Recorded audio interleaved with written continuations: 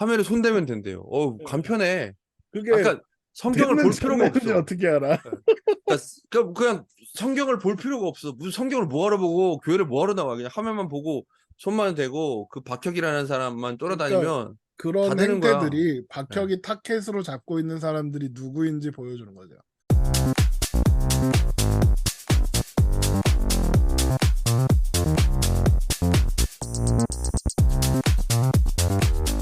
악귀가 들린 사람이 찾아오잖아요.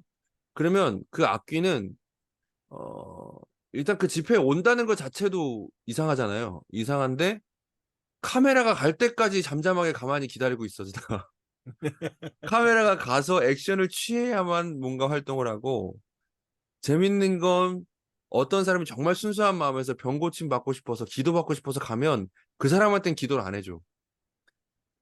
꼭 기도해 줄 사람이 선택돼 있는 거야 이미. 그리고 찾아 그 사람을. 이제 이런 것들이라든지, 그리고 설교도 안 하잖아요. 뭐 말씀도 없고 그냥 뭐 계속 뭐 똑같은 얘기나 반복하면서 그러다가 하는데, 답답한 게 이게 이제 물어보는 거예요. 이거 다 박혁이라는 사람 아냐고.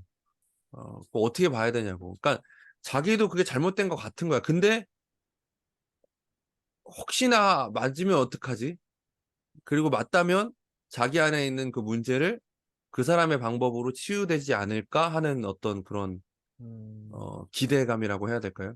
그러니까 그런 게 있으니까 막 답답한 거예요. 그래서 제가 이제 뭐 성경에 그런 게 어딨냐. 성경에 나오는 뭐 악귀 들린 사람들, 그러니까 뭐 사탄 들린 사람들도 그런 식으로 반응한 사람들이 있었냐. 그 무덤 사이에 있던 그런 사탄 들린 사람도 자기 몸을 해하고 부모가 어떻게 통제할 수 없을 정도로 그래가지고 예수님이 한마디 하니까 나가고 그랬는데, 거기 오는 사람들 보면 멀쩡히 가만히 있다가 갑자기 그 박혁이라는 사람만 나타나면은 뭐 이상해지고 뭐 이런 말도 안 되는 얘기를 보면서, 그래 다 이제 만들어냈거나 이제 잘못된 거지. 그런 게 어딨냐 이제 이렇게 얘기하는데, 막 그래가지고 좀 되게 화나고 좀 답답하고 그러더라고요. 그래서 저는 그런 교회에서 자랐고 그리고 그런 영향을 많이 받았어요. 이게 막 그렇게 쓰러지고 막 이런 그런 교회 임파테이션 막 이런 거 하셨거든요. 그래서 이제 그런 경험을 하면서 이제 막 입신이라는 것도 하고 막 방언도 하고 방언은 뭐 기본으로 하는 거 아닙니까? 방언 못하면 목사 아니지. 방언 못하면 구원받았다 할 수 있습니까? 그죠. 그건 못 받은 거지 뭐. 그 얘기 들었을 때 제가 제일 방언도 못하면 어떻게 황당했는데. 해. 그러니까 저도 옛날에는 방언 못하면 구원 못 받았다고 생각했었어요. 예. 신학생 때까지만 해도 한 군대 가기 전 신학생일 때만 해도 그렇게 생각했고 그게 당연한 거였어요. 음, 어.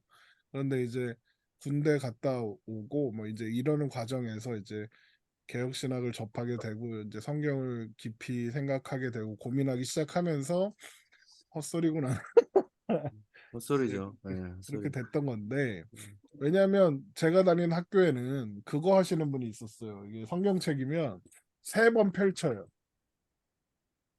하나님 뜻이야 그게. 와, 와, 어, 갑자기 생각나는 사람이 있다. 제 아내가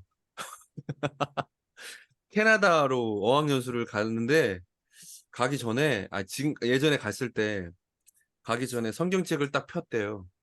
그러니까, 저기, 창세기 12장 1절이 눈에 딱 들어왔대요. 폈을 때.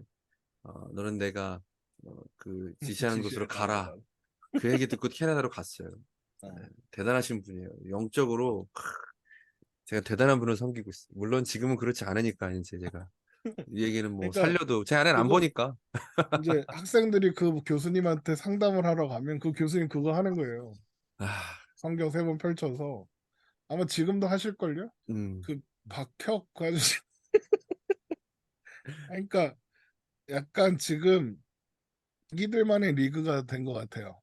예. 그 사회에서 지금 서로 다 공격하거든요. 서로 예, 어떤 완전 서로를. 개싸움이에요, 개싸움. 그냥 어, 서로 그냥, 이권 다툼 하는 것 같아요. 제가 예. 보고. 이게 그러니까 그 목사들한테 나쁜 이단들이 거 배워간 거죠. 예, 이단들이 자기들끼리 욕하면서 자기는 이단 아니라고 얘기하는 것처럼 아예 뭐 목사들끼리도 서로 그러는데요, 뭐. 예. 목사들끼리. 아, 막 그러니까 근데 진짜 제가 답답한 건 우리 교회는 없길 바라는데 교회들마다 유튜브라는 그 매체가 집에서 혼자 볼 수 있으니까 몰래 그래서 보는 사람들이 많아요. 그래서 저는 유튜브 채널을 예. 이렇게 정해줬어요. 아, 근데 이제 정한다고 기독교 그것만 보면 기독교 좋은데. 콘텐츠는 이거만 봐라. 예. 그리고 다른 게 보고 싶거나 눈에 들어오면 나한테 물어봐라. 그게 예. 건전한 곳인지라고 가이드를 줬죠. 그래서 아, 그 만나주고 중요한 것 이제 슬쩍 같아요. 끼워넣어서 그 박혁이 이런 것도 했어요. 화면에 손대면 아, 하나님의 그거 능력이 봤어요. 지금 당신을 강타합니다. 그래서 화면에 손대면 된대요. 간편해. 그게 아까 성경을 볼 됐는지 안 필요가 됐는지 없어. 어떻게 알아? 예. 그러니까 그냥 성경을 볼 필요가 없어. 무슨 성경을 뭐하러 보고 교회를 뭐하러 나와. 그냥 화면만 보고 손만 대고 그 박혁이라는 사람만 그러니까 돌아다니면 다 그런 되는 거야. 행태들이 예. 박혁이 타켓으로 잡고 있는 사람들이 누구인지 보여주는 거죠. 예. 그러니까 유튜버인 거예요. 아, 근데 유튜버. 이거를 그 TV 조수하는 사람이 이미 TV에서 했었어요. 그러니까 똑같아요. 되게 TV 매체를 통해서 그리고 했었어요. 그거를 옛날에 그 미국의 그 이렇게 유명했던 TV 전도자들 예, 있잖아요. 예. 그 사람들이 다 했던 거예요. 우리나라 아, 왔던 사람 있잖아요. 그 누구야 그. 아 이름 까먹었다. 이렇게 해갖고 막 그 여의도 공원에서 막 몇 달 빌리 먹고 그레이엄. 뭐 그런 사람들이 다 했던 거예요. 그러니까 그, 그 막 그리고 시절에도 그런 거 그거 있더라고. 그 했다고. 뒤로 임파테이션 할 때는 항상 뒤에 받쳐줄 사람이 있을 때만 한다고. 음, 없으면 안 맞아. 해. 그냥 자빠지면 다치니까. 예. 없잖아요. 넘어지는 사람도 이렇게 팍 넘어지지 않아요. 없을 때는 이렇게 그 그, 군중 심리와 예. 그 어떤 은혜를 사모하는 그 순수한 마음이나 음, 또 어떤 특별한 경험을 하고 싶어 하는 그 신앙인들의 그 욕망을 잘 음, 버무려서 써먹고 음. 있는 거죠. 그쵸. 결국에 그러니까 그게 제일 핵심인 것 같아요. 그래서 음, 이제 그걸 하면 음, 즉각 반응이 오니까 즉각적인 반응이 오니까 쉽게 쉽게 음, 하는 거고 음, 이제 말씀을 깊이 있게 듣고 연구하고 하는 건 설교자도 힘들지만 그걸 듣는 사람들도 사실 생각하고 고민하고 또 그걸 직접 삶에 적용하기 위해서 다시 또 생각해야 되고 음. 하니까 그게 싫은 거거든요. 그러니까 아우, 약간 갑자기 이렇게 무서운 직관적이고 얼굴로 등장하셨어. 안녕하세요. 이렇게 심각한 얼굴로 등장하셨어요. 좀 편한 거예요, 그게. 맞아요. 신비주의가 예, 편해. 예. 신비주의가 편해 결국에. 그러니까 신나잖아. 그리고 막 예. 방방 뜨고 막 얼마나 좋아 콘서트 온 거 같고 막 이렇게 그 옛날에 그 마이클 잭슨 내한했을 때 그 막 이렇게 막 마이클 잭슨이 막 손대면 넘어가잖아. 막 임파테이션이 일어났지 그때. 예, 임파테이션이 일어나잖아. 뭐 그 예. 옛날에 뉴키즈 온더 블록 뮤직비디오 도 불러 한 다섯 그래 명인가 그런 상황이 죽었잖아요. 왔을 때 막 엄청난 은사가 일어나요. 예. 아, 그래. 그러니까 똑같은 거야. 그러니까 물론 그거를 이제 그렇게 폄훼하면 그걸 진지하게, 그러니까 폄훼한다고 하겠지, 그걸 진지하게 생각하는 사람들은. 그런데 그걸 보는 좀 객관적으로 한 걸음 나와서 보면 다를 게 없고, 그리고 그 우리 옛날에 다뤘던 더 글로리에 나왔던 그 무당 아줌마와 그 주변에 하는 사람들의 행태도 결국 똑같잖아요. 그러니까 음, 그거를 교회가, 그러니까 저는 이제 그게 화나는 거예요. 그걸 굳이 교회가 음, 설교 시간이나 광고 시간에 이런 걸 경계해야 합니다. 뭐 이런 시간을 들여서 그걸 설명하고 그게 잘못된 겁니다라고 말해야 되는 현실이 그게 음, 열받는 거죠, 사실. 이게 그게 그 그런 거예요. 그래서 저 옛날에 이제 이단 예방 특강을 많이 하러 다니면 이제 그 다닐 때 이제 변수구 얘기 한번 했다가 집회 그 강의는 한 2시간 했는데 집에 못 가고 한 3시간 붙들려 있었어요. 그러니까 변승우가 이단이 아니라는 걸 나한테 막, 막 납득시키려고 나를 설득하는 거야. 그런 사람들은 얘기도 안 듣잖아요. 자기 그러니까 내 주장만 말을 계속 안 하지. 들어. 예. 그러니까 그게 문제인 거예요. 이 신비주의자들의 가장 큰 문제가 나는 경험이 있다 이거지. 체험을 했다 이거지. 그러니까 내가 맞다는 거야. 아, 그러면 이초석이나 이렇게 김기동이나 이런 사람들의 추종자들도 그 이단 상담하시는 분들의 얘기를 들어보면 그런 사람들이 이제 마지막에 하는 말이 있대요. 그러니까 설득을 다 당했어. 이성적으로는 다 설득이 됐어. 말씀에 그게 아니고 그거 거기서 가르치는 말씀들이 다 잘못됐다는 건 알겠대. 그래도 거기가 맞다는 거야. 그게 다 말씀이 다 틀려도 거기가 맞다는 거야. 왜 맞냐? 그런 일들이 일어나기 때문에. 어? 뭐 이초석이 이렇게 해외에 뭐 하러 가는데 이제 전화 통화로 비행기에서 전화 통화를 했는지 모르겠지만 그래서 하늘에 무지개가 떴다 그러니까 무지개가 떴대 그날. 성령의 단비가 내리는데 막 스프링클러가 터졌는지 막 젖었대 예배실에서. 성령의 단비가 내려서 몸이 아, 젖었대. 물을 뿌렸나 보지.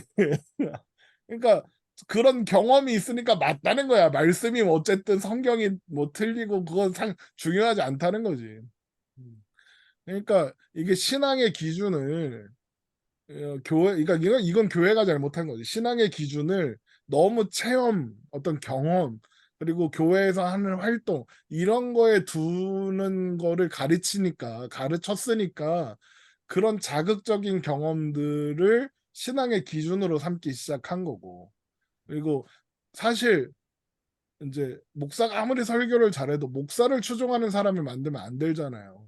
근데 목사가 목사를 추종하면 목회가 편하니까 이게 제가 보기에는 개혁주의 신학을 표방하는 목사님들 중에서도 목사를 추종하게 하는 목사님들 은근 많아요. 그러니까 그렇죠. 어, 자기가 맞는 어, 거다 이제. 나만 제대로 된 설교를 하는 예, 사람이다 이런 식으로. 그러니까 제가 제일 경계하는 게 이런 설교 어디 가서 못 듣는다 이런 말 하는 거가 제일 경계하는 건데 그러니까 웃자고는 할 수 있지. 웃자고는 할 수 있는데 마치 나만이 어떤 진리를 말하고 있고 나만 옳은 것처럼 설교하는 목사들이 많단 말이죠. 그러니까 그런 분위기가 신비주의나 신사도나 이런 데에 더 강력하게 나타나는 거고 그리고 그렇게 할 때 목사가 되게 강한 확신을 가지고 이야기를 할 수 있거든요.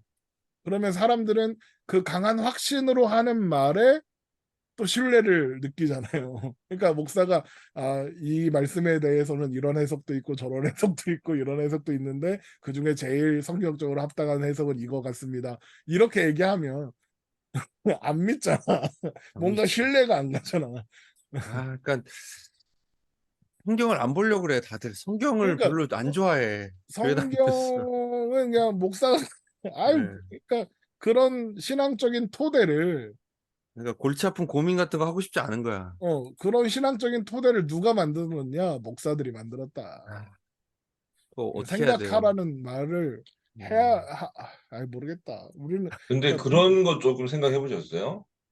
저희 이제 예전에 어릴 때 우리 부모님 세대 순복음 교회 같은 그런 신비주의 있잖아요. 네네네. 거기하고 요즘에 신사도는 한동대도 한번 휩쓸었었어요. 아, 음.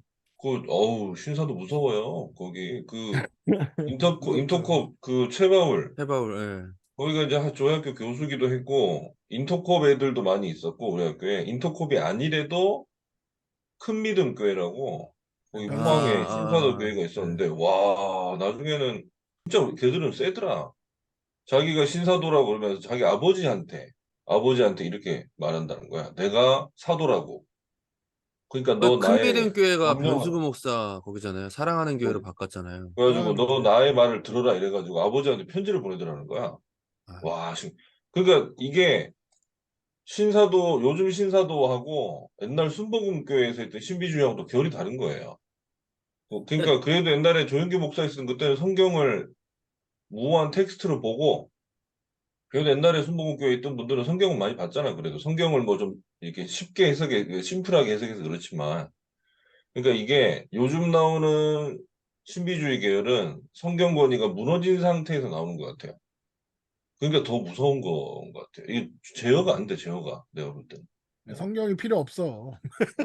그러고 나오는 그러니까 거, 근데 이제 지금, 거기에 이제 하나 여기 보탤 만한 게 아까 저그 개싸움 됐다는 게 그 신사도를 비판하는 김영현 같은 사람이 이제 변승우 쪽 계열이거든. 김영현이 FT는. 그래서 그 사람은 지금 우리가 얘기하는 거 있잖아요. 신사도 하는 사람들이 그 뭐냐 성경을 안 본다. 그러면서 성경을 가르친다고 하면서 자기들이 가지고 있는 잘못된 거를 엄청 강조해요. 음. 그러니까 얘네들이 머리가 하나가 더 좋은 거라고 보는 거죠. 그러니까 와, 그러니까 뭐 그러면서도 박혁은 또 옹호해. 그러니까 자기가 옳다 이가 자기는. 그 사람 그 목사 안수도 신학 교육도 안 받아서 지금 목사 안수도 못 받고 있잖아요. 그리고 아까 이제 우리 좀 재밌게 다뤘던 것 중에 하나가 축기 이런 것도 한국 교회에서 잘하시는 분들이 있으면 나 한번 그거 궁금해졌어 갑자기.